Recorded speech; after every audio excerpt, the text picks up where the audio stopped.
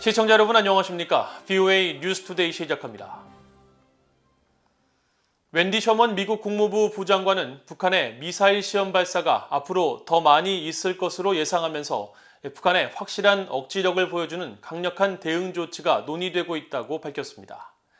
성김 미국 국무부 대북특별대표는 북한이 김일성 생일을 계기로 핵실험에 나설 가능성도 있다면서 미국은 북한이 어떤 행동을 취하든 대처할 준비가 돼 있다고 강조했습니다. 첫 소식 이조은 기자가 전해드립니다. 미국 하원 외교위원회 청문회에 출석한 웬디 셔먼 국무부 부장관은 올해 들어 지속적으로 미사일 발사를 해온 북한의 추가 미사일 도발 가능성을 경고했습니다. 북한은 앞으로도 더 많은 미사일 발사를 할 수 있다는 겁니다. There is no question we share your deep concern about the DPRK. There have been 13 launches. The last one, as you noted, all believe was an intercontinental missile, ballistic missile. We expect that there are likely to be more. 셔먼 부장관은 이어 미국을 방문한 한국 윤석열 대통령 당선인의 한미 정책협의 대표단과 논의한 많은 부분이 북한과 관련된 것이라면서 북한의 확실한 억지력을 보여주는 조치가 논의되고 있다고 밝혔습니다. Which is to ensure that we take some strong action to let the North know that they can't just keep doing this without any consequences, that we take actions that show we have a credible deterrence against any attack by North Korea. 셔먼 부장관은 이어 핵무장한 북한은 중국의 이익에 부합하지 않는다면서 북한 핵 문제 해결을 위한 중국의 협력도 촉구하고 미국은 북한과 전제 조건 없는 대화에 열려 있다는 기존 입장도 재확인했습니다. 또 북한 문제에 대해 중요하게는 일본, 한국과의 3자 방식으로 나아가고 있다면서 힘은 파트너십과 동맹에서 나오기 때문이라고 강조했습니다. 이런 가운데 최근 한국, 중국 대북 대표를 잇따라 만난 성김 미국 국무부 대북특별대표는 전화 브리핑을 통해 북한의 이딴 탄도미사일 발사를 규탄하며 정세를 불안정하게 하는 행동을 중단할 것을 촉구했습니다. As we have said many times, we're prepared to meet the DPRK without preconditions. But Pyongyang must make the choice to halt its destabilizing actions and instead choose engagement.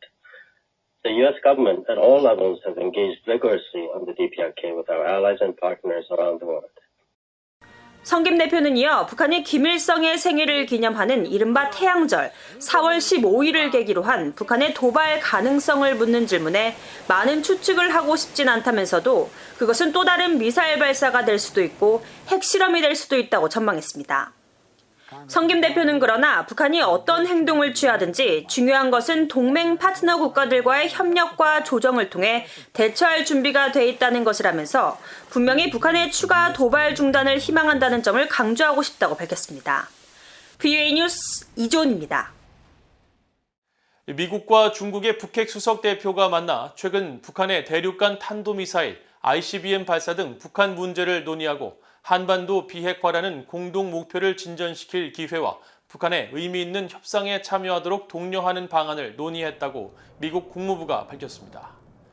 국무부는 5일 레드 프라이스 대변인 명의의 성명을 통해 성김 대북특별대표가 워싱턴 DC에서 류 샤오밍 중국 한반도 사무특별대표를 만나 최근 북한의 ICBM 발사를 규탄하고 올해 북한의 13차례 탄도미사일 발사는 여러 유엔 안보리 결의에 대한 명백한 위반이자 영내 안정에 대한 심각한 위협이라고 지적하고 이 같은 긴장 고조 행동들에 대한 단호한 대응이 중요하다고 거듭 강조했다고 밝혔습니다.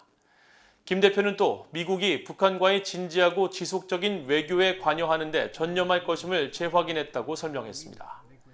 성김 대표는 앞서 4일에는 워싱턴을 방문한 노규덕 한국 외교부 한반도 평화교섭본부장과 만나 북한의 최근 ICBM 발사를 강력히 규탄하고 북한 미사일 발사에 대한 양국의 공동 대응의 중요성을 강조하면서 유엔 안보리 차원의 새 결의를 추진하기 위해 한국 측과 협력할 것을 기대한다고 밝혔습니다. 북한의 미사일 등 새로운 위협에 맞서기 위해 일본 군 당국이 미사일 방어 체계를 강화하고 있다고 밝혔습니다. 성능이 향상된 이지스 구축함의 레이더와 사거리와 고도가 확장된 신형 팩3 MS-2로 요격 대응하겠다는 계획입니다. 박동정 기자가 취재했습니다. 북한의 탄도미사일 시험 발사가 잇따르는 상황에서 일본 방위성은 북한의 새로운 위협에 대응하기 위해 강화하고 있는 미사일 방어 체계는 일단 이지스 구축함의 개량 증대와 신형 패트리엇 미사일 등의 도입입니다. 공군 본부에 해당하는 일본 방위성 항공망려 간부는 6일 북한의 미사일 위협에 어떻게 대응할지를 묻는 VOA의 질문에 북한이 매우 빠른 속도로 탄도미사일 개발을 진행하고 있다면서 이 같은 내용을 밝혔습니다. 일본 항공망려 간부는 지난 2월 VOA에 보낸 이메일 답변에선 일본을 향해 발사되는 탄도미사일이 무력 공격이 아니라도 파괴할 것이라는 입장을 밝혔습니다.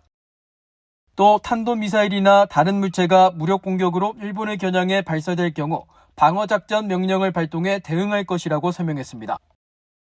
일본 방위성은 그동안 북한이 발사하는 미사일이 자국 영토, 항공, 영해에 들어오면 자위대가 요격할 수 있는 파괴 조치 명령을 내렸습니다. 실제로 일본은 지난 2009년 3월, 2012년 3월과 12월, 2013년 4월, 2014년 3월, 2016년 8월 등 북한의 탄도미사일에 대해 자위대의 파괴 조치 명령을 내렸습니다.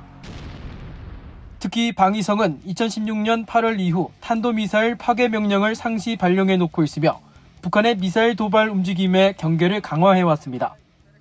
일본은 그동안 북한 등의 미사일 위협에 대응해 SM-3를 탑재한 해상자위대의 이지스 구축함을 동해로 지대공 유도미사일인 패트리엇은 도쿄 방위성에 배치했습니다. 이지스 구축함에 탑재된 SM-3는 요격고도 500km 이상으로 대기권 밖을 비행하는 중장거리 탄도미사일을 요격하는 미사일이며 패트리엇3의 요격고도는 30km 이내 중저고도 탄도미사일을 요격하는 방어체계입니다. 일본은 레이더가 형성된 이지스 구축함의 개량과 증대는 물론 고도가 50km로 늘어난 신형 패트리엇 미사일 등을 도입해 북한의 미사일 위협에 대응한다는 방침입니다. VOA 뉴스 박동정입니다.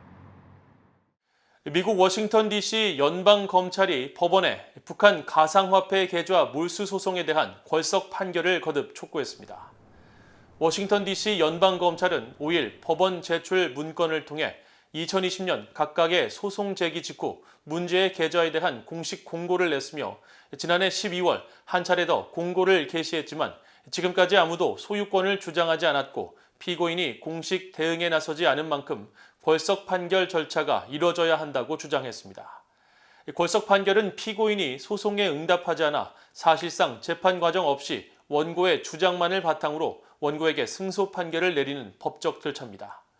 앞서 연방검찰은 지난 2020년 3월 북한 해커들의 불법 수익금으로 추정되는 가상화폐 계좌 146개에 대해 민사 몰수 소송을 제기했으며 8월 별도의 소송을 통해 추가로 280개의 가상화폐 계좌의 몰수를 추진했습니다. 검찰은 북한이 지난 2018년과 2019년 사이 한국 등에서 운영 중인 가상화폐 거래소에서 가상화폐를 탈취해 현재 압류된 계좌 등에 보관했다고 지적한 바 있습니다. 최근 북한 당국이 몰래 예배를 드리던 북한 주민들을 그 자리에서 처형했다고 국제 기독교 선교단체 오픈 도어스 USA가 주장했습니다. 이 단체는 지난주 홈페이지에 올린 소식지에서 보안상의 이유로 해당 지역과 시점은 밝힐 수 없지만 북한 기독교인 수십 명이 비밀 예배를 드리고 있는 곳에 치안부대가 들이닥쳐 이들을 처형했다는 소식을 내부 소식통을 통해 전해들었다고 말했습니다.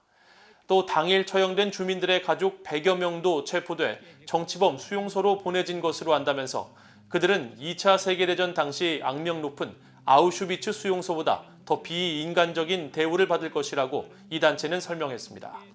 데이비드 커리 오픈도어스 USA 회장은 6일 VOA에 이번 소식과 관련한 정확한 경위는 밝힐 수 없지만 북한 내 기독교 박해 상황이 조금도 개선되지 않았다는 것을 보여준다면서 종교 소수자에 대한 북한의 탄압을 용납할 수 없다는 강력한 메시지를 계속 보내야 한다고 강조했습니다.